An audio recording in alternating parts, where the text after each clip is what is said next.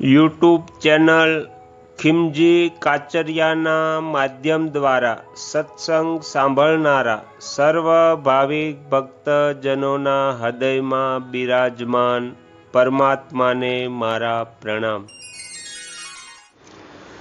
આજના વિડીયોમાં આપણે સાંભળીશું શ્રીમદ ભગવદ્ ગીતા, જેમાં ચોથા અધ્યાયના 6થા શ્લોકનું વિસ્તારથી વર્ણન સાંભળીશું। હરિ ઓમ।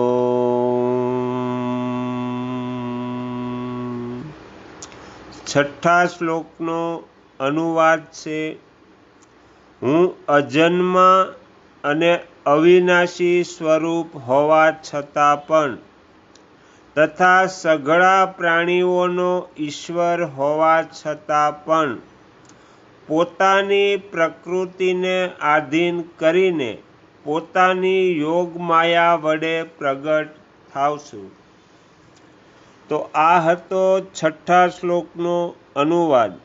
હવે આપણે તેમનું વિસ્તારથી વર્ણન સાંભળીશું। આ 6થો શ્લોક છે અને એમાં 6 વાતોનું જ વર્ણન થયું છે। અજ, અવયવ અને ઈશ્વર એ 3 વાતો ભગવાનની છે।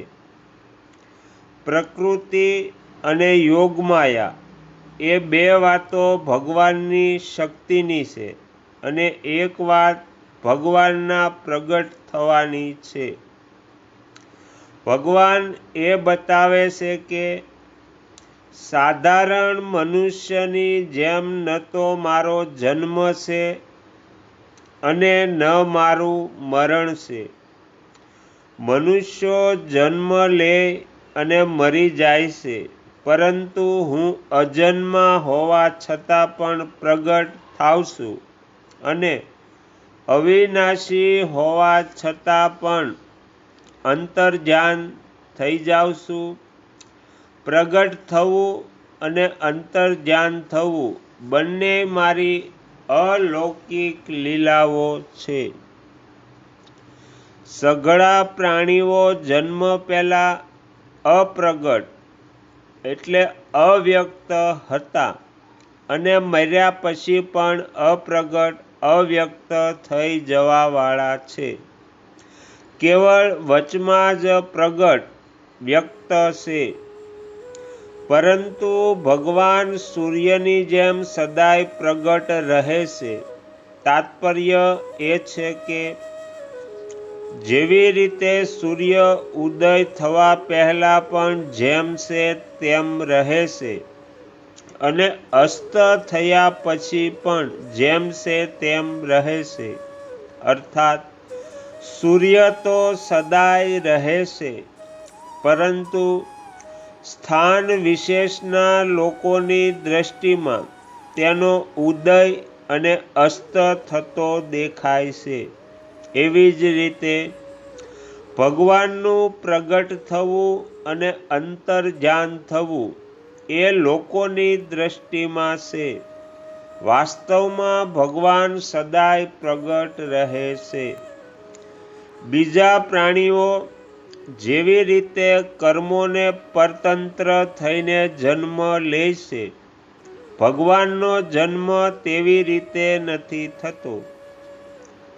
કર્મોની પરતંત્રતાને લીધે જન્મ થવાની 2 વાતો થાય છે, આયુષ્ય અને સુખ દુઃખનો ભોગ। ભગવાનમાં આ બંનેય નથી હોતા। બીજા લોકો જન્મે છે તો શરીર પહેલાં બાળક થાય છે, પછી મોટું થઈને યુવાન થાય છે અને પછી વૃદ્ધ થઈ જાય અને પછી મરી જાય છે। પરંતુ ભગવાનમાં આ પરિવર્તન નથી થતા। તેઓ અવતાર લઈને બાળ લીલા કરે છે અને કિશોર અવસ્થા 15 વર્ષની અવસ્થા સુધી વધવાની લીલા કરે છે। કિશોર અવસ્થા સુધી પહોંચ્યા બાદ પણ તેઓ નિત્ય કિશોર જ રહે છે। સેંકડો વર્ષો વીતવા છતાં પણ ભગવાન તેવા જ સુંદર સ્વરૂપે રહે છે. એટલા માટે ભગવાનના જેટલા ચિત્ર બનાવવામાં આવે છે તેમાં તેમને દાઢી મૂછો નથી હોતી. હવે કોઈ બનાવી દે તો અલગ વાત છે. આ રીતે બીજા પ્રાણીઓની જેમ ન તો ભગવાનનો જન્મ થાય છે, ન પરિવર્તન થાય છે અને ન મૃત્યુ થાય છે. એકમાત્ર ઈશ્વર મહાન શાસક રહેતા હોઈને પણ ભગવાન અવતારના સમયે નાનકડા બાળક બની જાય છે. પરંતુ બાળક બની જવા છતાં પણ તેમના ઈશ્વર ભાવ શાકત્વમાં જરાય ઉણપ નથી આવતી. જેવી રીતે ભગવાન શ્રી કૃષ્ણએ છઠ્ઠીના દિવસે જ પૂતના રાક્ષસીને મારી નાખી. પૂતનાનું શરીર 2.5 યોજનનું અને મહાભયંકર હતું. જો તેમનામાં ઈશ્વર ભાવ ન હોય તો છઠ્ઠીના દિવસે પૂતનાને કેવી રીતે મારી નાખત? ભગવાને 3 મહિનાની અવસ્થામાં જ શક્ટાસુરને, 1 વર્ષની અવસ્થામાં તૃણાવર્તને અને 5 વર્ષની અવસ્થામાં અધાસુરને મારી નાખ્યો. આ રીતે ભગવાને બાલ્ય અવસ્થામાં જ અનેક રાક્ષસોને મારી નાખ્યા. 7 વર્ષની અવસ્થામાં જ તેમણે ગોવર્ધન પર્વતને 1 આંગળી ઉપર ઉઠાવી લીધો. સઘળા પ્રાણીઓના ઈશ્વર હોવા છતાં પણ ભગવાન અવતારના સમયે નાનામાં નાના બની જાય છે અને નાનામાં નાનું કામ પણ કરી દે છે. વાસ્તવમાં આ જ ભગવાનની ભગવત્તા છે. ભગવાન અર્જુનના ઘોડા હાંકે છે અને તેમની આજ્ઞાનું પાલન કરે છે. તેમ છતાં પણ ભગવાનનો અર્જુન ઉપર અને બીજા પ્રાણીઓ ઉપર ઈશ્વર ભાવ તો તેવોને તેવો જ છે. સારથી હોવા છતાં પણ તેઓ અર્જુનને ગીતાનો મહાન ઉપદેશ આપે છે. ભગવાન શ્રીરામ પિતા દશરથની આજ્ઞાને ટાળતા નથી અને 14 વર્ષના માટે વનમાં જાય છે. તેમ છતાં પણ ભગવાનનો દશરથ ઉપર અને બીજા પ્રાણીઓ ઉપર ઈશ્વર ભાવ તેઓને તેવો જ રહે છે. જે સત્વ, રજ અને તમ આ 3 ગુણોથી અલગ છે તે ભગવાનની શુદ્ધ પ્રકૃતિ છે. આ શુદ્ધ પ્રકૃતિ ભગવાનનું પોતાનું સચ્ચિદાનંદ ઘન સ્વરૂપ છે. એને જ સંધિની શક્તિ, સંવિત્ત શક્તિ અને આહ્લાદિની શક્તિ કહે છે. એને જ ચિન્મય શક્તિ, કૃપા શક્તિ વગેરે નામોથી ઓળખાવે છે.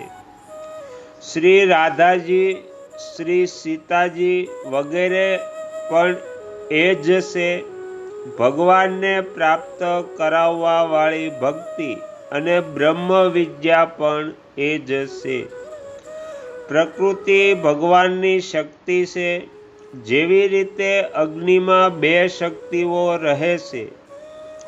એક શક્તિ અગ્નિમાં હોય છે પ્રકાશિકા અને બીજી હોય છે દાહિકા.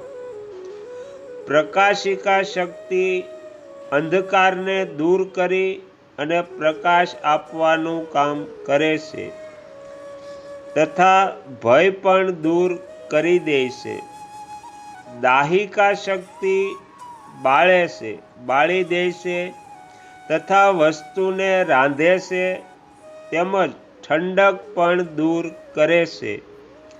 આ બંને શક્તિઓ અગ્નિથી ભિન્ન પણ નથી અને અભિન્ન પણ નથી.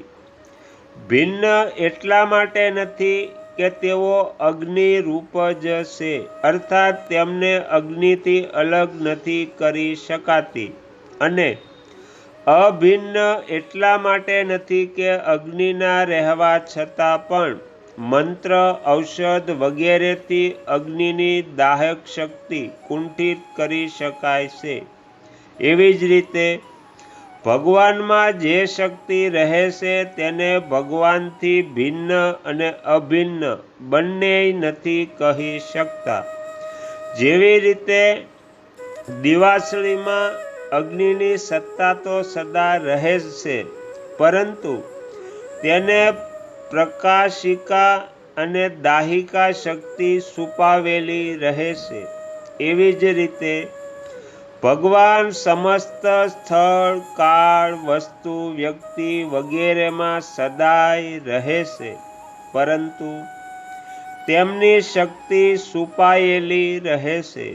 તે શક્તિને અધિષ્ઠિત કરીને અર્થાત પોતાના વશમાં કરીને તેના દ્વારા ભગવાન પ્રગટ થાય છે. જેમ કે જ્યાં સુધી અગ્નિ પોતાની પ્રકાશિકા અને દાહિકા શક્તિની સહાયતાથી પ્રગટ નથી થતો, ત્યાં સુધી સદા રહેવા છતાં પણ અગ્નિ નથી દેખાતો. એવી જ રીતે જ્યાં સુધી ભગવાન પોતાની શક્તિની સહાયથી પ્રગટ નથી થતા, ત્યાં સુધી ભગવાન સદા રહેવા છતાં પણ નથી દેખાતા.